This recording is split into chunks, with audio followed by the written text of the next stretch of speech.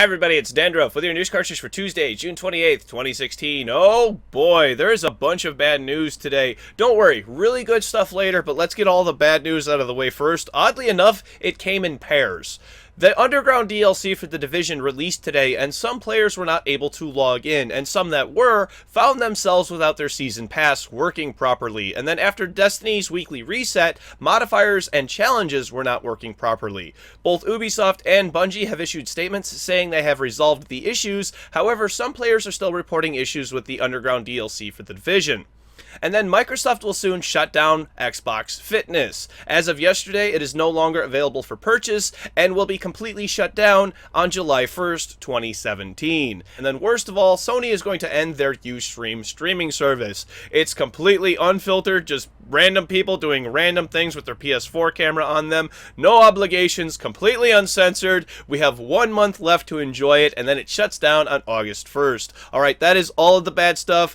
This next one should cheer you up. In the new Legend of Zelda Breath of the Wind, you will be able to change Link's wardrobe at will. Yay! Dress up time with Link. And then we can do tea time and play Doctor. ESO Elder Scrolls Online is getting text chat on console. Text on screen. What a time to be alive. EA has acknowledged the chemistry bug reported on yesterday that exists in FIFA 2009. They say that they are going to look into the matter as well as possible compensation. Sounds like they were not aware of it, and hopefully they fix it as soon as possible. Also acknowledging some issues is Blizzard with their matchmaking system for Overwatch in Australia. Gamers are being routed to the incorrect servers, causing massive ping issues. Stellaris has gotten an update which improved diplomacy mechanics, better graphics, as well as bug fixes. You can find a link to the full patch notes down below, as well as links for sources for all of today's stories. And if you're in the market for an Oculus Rift, they are now currently in stock on Amazon. On to release announcements, as the developer of Ninja Gaiden indicates that they are working on a new project related to the series to be announced in July. A new video is out for Civ 6, showing off Queen Victoria as a representative of the British Empire. Resident Evil 5 is now out on PS4 and Xbox One, and finally for teasers, Hawken, a free-to-play arena shooter that I have spent a ton of time playing, will be on Xbox One and PS4 on July 1st and July 8th respectively. No joke, today's show is packed full of great stuff. There's an update on the G2A and Tiny Build dispute, Ford stole artwork from Firewatch, Activision allegedly made a false DMCA claim, and you will not believe what game got delayed. Find out today on News Cartridge. It's Batman Return to Arkham. I know, right?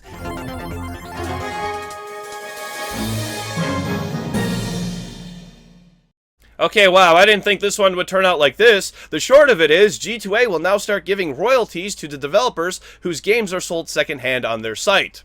There is way more to it, obviously, so stick around until the end. It went like this.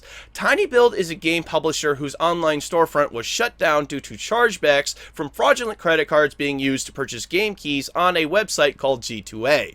When Tiny Build asked G2A to provide information on these fraudulent keys, G2A responded by asking for a list of keys in 3 days, and Tiny Build thought this was a ruse. Tiny Build's response was to have G2A fix this in 3 days, and this is their solution. Not only can developers apply to receive up to 10% of the value of the products sold on G2A, but G2A will allow open access of their database for developers. And they actually aren't stopping there either. They have plans to allow shoppers to donate directly to developers.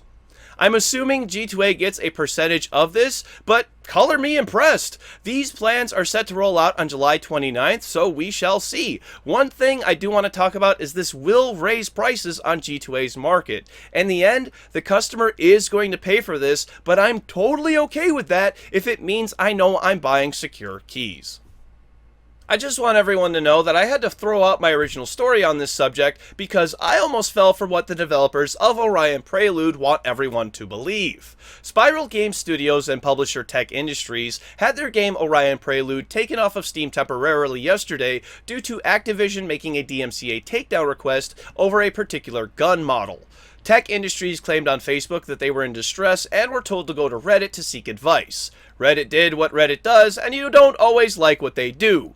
Many people went digging and not only found the history of tech industries has of stealing assets, but Activision's claims do indeed hold up, as different parts of gun models from Black Ops 3 were stitched together to make guns for Orion Prelude.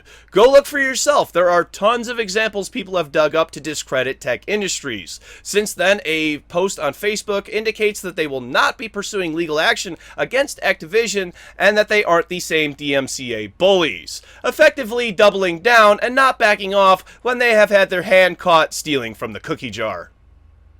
Well, well, well, here we are again. I honestly don't know what we're doing here, and at this point, I wonder whose time is really being wasted. Batman Return to Arkham has been delayed indefinitely on PS4 and Xbox One. It was set to release on July 29th, only 31 days away, and if you weren't aware, this is not a new game, but a remaster of two games, Arkham Asylum and Arkham City. Hopefully this is to make much needed improvements to the game because from this video, it doesn't seem like things are any better. Stay tuned to News Cartridge and hopefully WB will stop making Batman games. Our last story of the day involves more people stealing things. This time, it's artwork from the game Firewatch. A Ford dealer in Massachusetts has used this image for its sales promotion without obtaining it from the original creator. A commercial was also created for Ford, but that only seems to use art similar to the art found in Firewatch, which isn't illegal in any way. Since this story broke yesterday, the Ford dealership has offered an apology, stating they were not involved in the creation of the advertisement. The apology has been accepted, so this story does indeed have a happy ending. Yay. My only suggestion to Ford, and really anyone else, is make sure you're always double checking your sources. Huzzah! Tomorrow's game releases. For PC, Zero Escape, Zero Time Dilemma, Starters Order 6, Horse Racing, and Riders of Icarus. For Xbox One, Inside and Lost Sea. Thank you very much, everybody. This has been News Cartridge. I'm Dandruff. I will see you tomorrow. And a smart camper and a dumb camper fall off a building. Who hits the ground first? The dumb camper. Smart campers don't exist.